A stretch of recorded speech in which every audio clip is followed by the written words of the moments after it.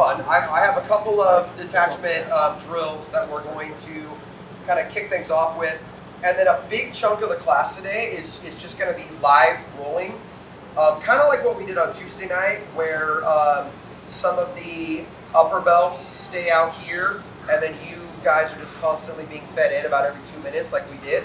So that would be a good chunk of the training, with the idea being try to look for those connections and then also the detachments. Man, on Tuesday, I had two different scenarios that popped up when we were doing our live goes that were perfect examples of the idea, the principle of detachment. So let's go over those right now. And the first one is what we already did on Tuesday night. Chad took us through a detachment drill off of a low single, and it happened in a live roll, and I feel like it's too good to like skip over. Let's do this again. So Chad, come on out. So what I'll do, Chad, is I'll let you kind of teach through this, and then I'll kind of put my twist on it with what happened on Tuesday night. So just go ahead and take us through your single leg detachment drill. Yeah, so I'll have Byron just lay down. We're going to start from side control, and we're going to deal with a very common situation in which the person on bottom is able to find an underhook on this far side right here. And what can often happen is as they're getting their base, they're coming up to their knees, they're going to start trying to gather up my near leg and start to put pressure into me and even reach for my far leg to get a reversal there. So what we're going to do is try and read the situation early and detach, but also giving ourselves an opportunity by using a little bit of pressure during the exchange to keep them extended and open so that we can find ourselves in a much more advantageous position. So as Byron goes back down to side control and we look at that exchange here, he finds his underhook, he starts to come up, and for now we're just going to try and beat this early before he connects his hands. So he's starting to come up, starting to look for my leg. We put a little pressure here, we get ourselves a base. What we're looking to do is lean into him. It's really important that we put pressure on his shoulder and on his back because we want to keep his arms extended and we want to force him to need to use his arms to keep himself up. Otherwise we can just push him right into the mat. So as we're leaning in, we extract and disconnect our leg. Then we're going to need to disconnect our hands and scoot back. When you get to this position, you're going to really quickly look for a harness. And now you have a few options. You can get your hooks, grab an arm and roll to get back control. You can use the king's chair by blocking one side of the leg, going to the side, getting back control. However you want to do it, I'll have you guys get your harness, roll them over to the back. You have three options depending on your level of experience. You're either going to finish with a rear naked choke, a bow and arrow choke, or as you have the arm, force the head to the side and finish with a straight arm lock. One more time.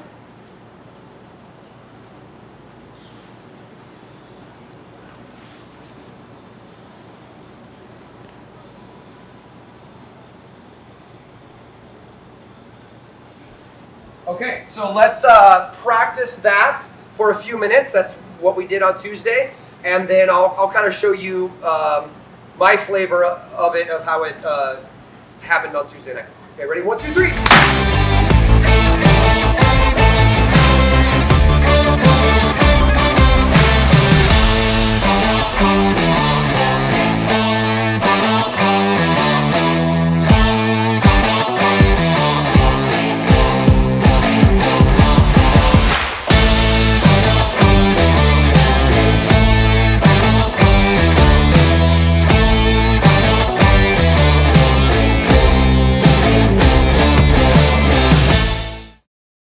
Spend a few more minutes on this, but if you don't mind, let's do it like it happened on Tuesday with myself and it was Ron. So Ron's at the bottom, and you guys all know Ron. He's a stud wrestler. He loves finding ways to get to your legs, and he's hard to pin down, man. He's hard. Here he starts getting up, and then he's just straight away into that single leg there like that. Now, if he can maintain this angle here, he's going to be very strong. So I want to change the angle and make it a weak angle for him. So again, like Chad said, we're going to put some pressure on him. I can't just let him have a base here. So I'm going to put my hand on the back of his neck or on the back of his head here and break his posture a bit. And now my knee needs to pop out.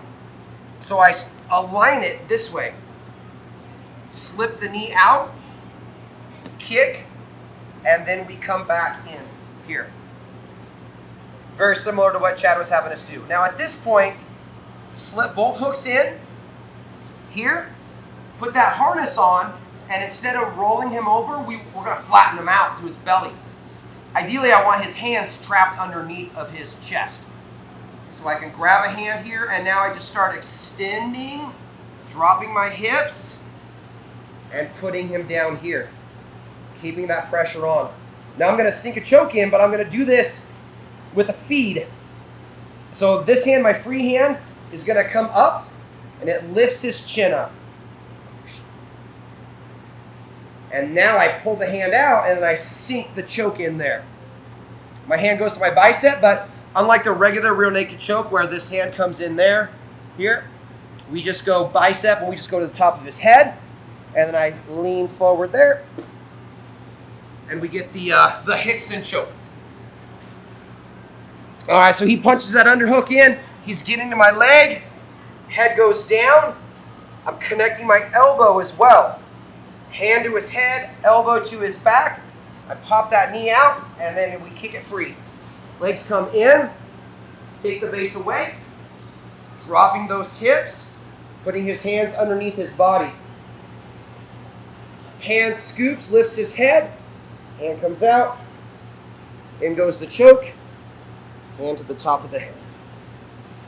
One more time, please. Boom.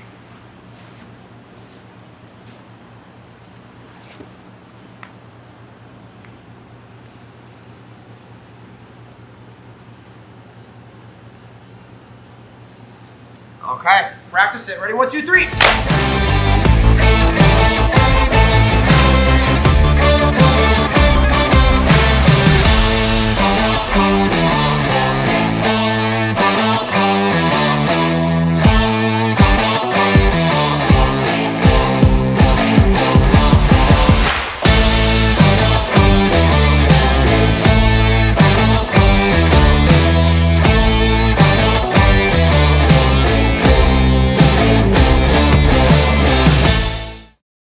Okay, the next detachment drill also happened Tuesday night in one of my live goes. This next one, I think it happened with Duke and I. Yeah. And this one, again, classic detachment. Knowing, like, let go, man. Okay, what you're doing is not effective. So we got into what's called the dog fight. I don't even remember how we did it, but I do know that I was the bottom guy. It might have been the same scenario. Let's go like this. Might have been the same scenario that we were kind of in, where I had the underhook here, and I'm starting to get up, and he puts the whizzer on. So we're right here like this. We're in this dogfight. I have an underhook, but he has a whizzer, and now we're kind of stuck here. And then I found myself thinking, like, man, you know, Duke's really strong. I wasn't making any progress. So I was just like, well, just let go, man. Just let go. So I turn my thumb down, and then I limp arm my arm out here. And then hop on board. And now we look to put hooks in, or we look to break him down, break his balance, and go on the attack. I think I was actually in half guard. I think it happened in half guard, where I was here and I snuck my underhook in, and I started to try to come up on the elbow. We ended up right here. Duke freed his leg. Okay, and then we ended up right here like this. Okay, he was strong. So turn the thumb down, limp arm out. That's our detachment, and now we're ready to go on the attack. So one more time, again from half guard, punching my underhook in, kicking myself up. He frees his legs. Here, detach, and then we're in. So we detach, and then we form new connections. And man, this connection that I'm about to show you is extremely powerful. And it's the idea of wrapping as much of you around their limbs as possible. So it's called the crucifix. So same scenario here, the underhook. I'm coming up, I have this tight waist, and we're in this dogfight. So I let go. I let go of this. I detach. Here, and then there's all this space right here, right now. We're taking advantage of the detachment. Watch this again. If I just detach here, well, now he's gonna maybe square up on me, go into a form of guard or re-engage on the attack. So I want to take advantage of the detachments and the space that they create. I detach, space is created, my leg comes in. I detach, space is created. It's my far leg, it's not the inside leg, it's the far leg that comes around and scrapes. Let's turn a little bit. Now there's all manner of things that you can do right here. Sometimes I'll keep it trapped right here. Other times I'll switch it off. There. And now I look to attack. Here's some options. I'll let you kind of play around with this position. This is called the crucifix position. Play around with it. One is just stay on your knees and start looking for the lapels. He's only got one hand now. So it's one of his hands against two of mine. Hand fight, sneak it in. All right? And now make a connection here. You have a kind of a bow and arrow type choke there. Second option is to put him on his back, to roll him. Either rolling over him or pulling him towards us. I'll show the rollover first. Take this hand away so that he can't base out. I do a shoulder roll. Here. Okay, and now I got him up in the air with his arm trapped. His neck's a little bit more exposed as I sneak it in here for a one-handed rear naked choke, or I pull him towards me. Here, like that. Sort of depends on the resistance and the way that he thinks I'm going, and then I can go the opposite way of what he's expecting. And we're into our attacks there. So from the top here, we're getting that underhook, we're putting that tight waist on, strong resistance, detach, and then hook. And then start looking for the attack. Boom.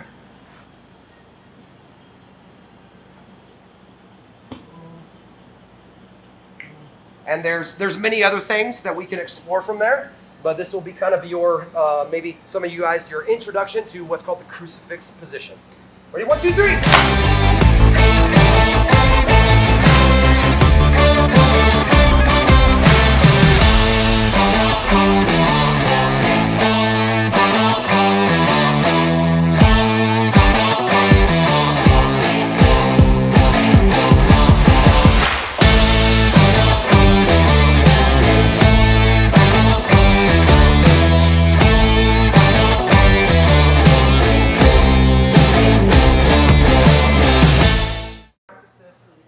But you guys that are a little deeper in your journey,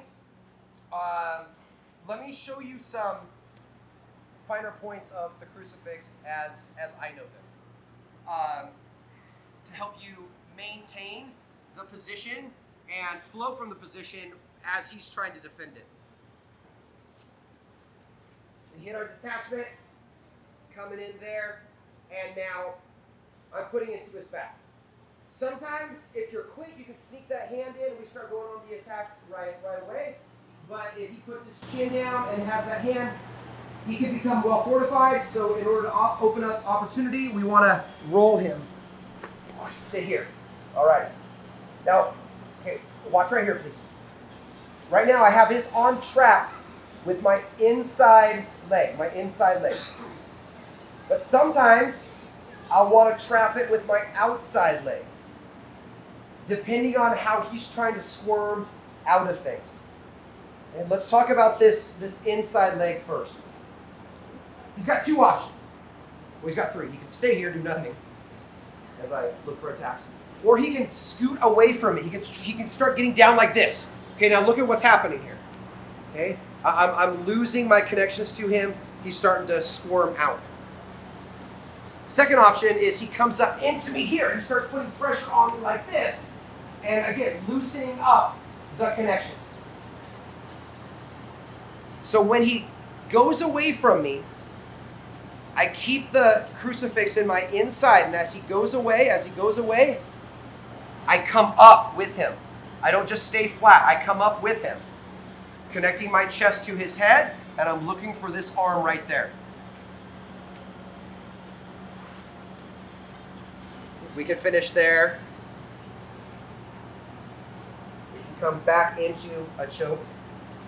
But I need to come up with him. If I just stay here like this and he flattens out, if I just stay here like this, I'm going to lose it entirely. So as he scoots away, I come up. I come up. I come up. And sometimes just coming up is enough to help you reset and pull him back in and get his chest back on top of yours to go on the attack. If he pushes into us here, I need to make the switch with my leg. So I go from that inside control to here. And now watch. I adjust. And I use his bridge and arch to take his back, and his arm's trapped now too. So it puts him in that disadvantageous position where it's 2 of my hands against just 1 of his now in this case. So from the top again,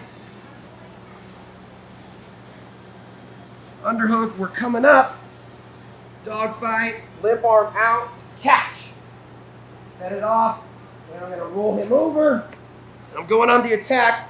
Okay, he's starting to scoot away, So I come up, readjust, look for that, or look for that Kimura there. If he comes into me, I switch it. Watch that again. He comes up into me, I don't stay here. Keep going.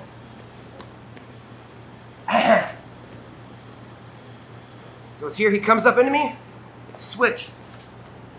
Bottom leg comes through, we're on the attack with his arm trapped and me in back control.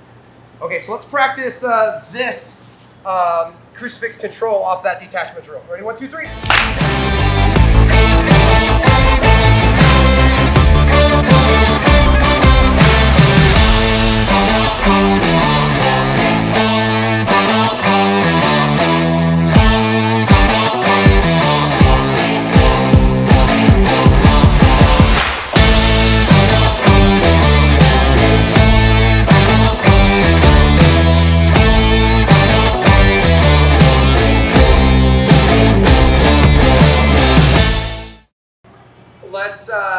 Let's do our live goes here. So we're gonna do 2-minute rounds like we did on Tuesday night, and let's get a count of who we.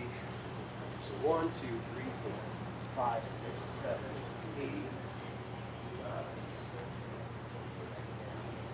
The 7 color belts will stay out, and then what we'll do is every 2 minutes, white belts, you'll rotate to another color belt. So that way we all stay busy the whole time.